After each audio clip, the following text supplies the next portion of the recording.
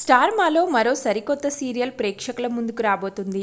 రీసెంట్గా కొత్తగా వచ్చిన సత్యమామ సీరియల్, కార్తీక దీపం 2 సీరియల్స్ మంచి రేటింగ్ని సంపాదించుకుంటున్నాయి.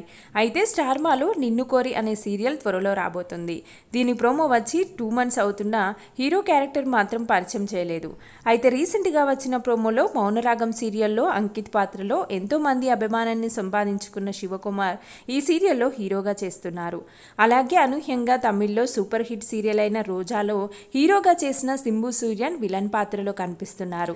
అలాగే హీరోయిన్ గా అక్షిత దేశ్ముఖ్ పాండే ఈ సీరియల్లో నటించబోతున్నారు. ఈమెకి తెలుగులో ఇదే మొదటి సీరియల్ కాక ఇంతకు ముందు పలు కన్నడ సీరియల్లో నటించింది.